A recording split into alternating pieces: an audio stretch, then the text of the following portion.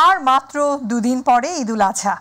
প্রিয়জনের সঙ্গে ঈদের আনন্দ ভাগাভাগি করতে আপন নিরে ছুটেছেন রাজধানীর কর্মব্যস্ত লাখো মানুষ। ঈদযাত্রায় নৌ সড়ক রেল সহ আকাশপথে রীতিমতো ঘরমুখো মানুষের ঢল নেমেছে। পথে খানিকটা ভোগান্তি হলেও হাসি মুখে তা মেনে নিয়ে যার যার গন্তব্যে ছুটছেন মানুষ।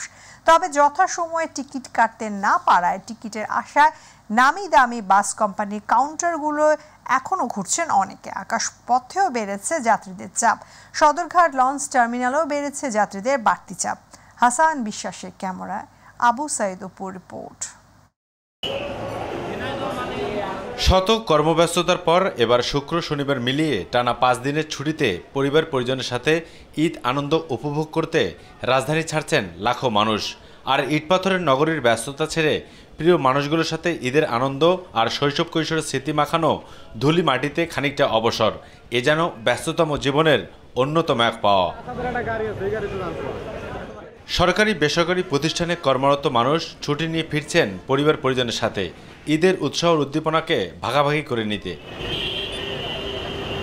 ঘরমুখো মানুষের ভিড় লঞ্চ ট্রেন টার্মিনালে থাকলেও খানিকটা চাপ গাবতলী বাস টার্মিনালে।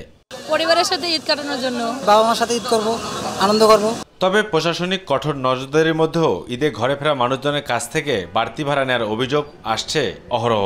যেখানে 600 টাকা 500 টাকা দিয়েছেন সেখানে 1200 টাকা টিকিট নিচ্ছে। এখন ঈদ উপলক্ষে ভাড়া নেওয়া হচ্ছে 1000 টাকা, এটা প্রায় ডাবলেরও বেশি। প্রত্যেকটা পরিবহনের একই অবস্থা। আর এদিকে রেলের টিকিট কালোবাজারি চক্রের বেশ কয়েকজনকে গ্রেপ্তার করেছে র্যাব 3।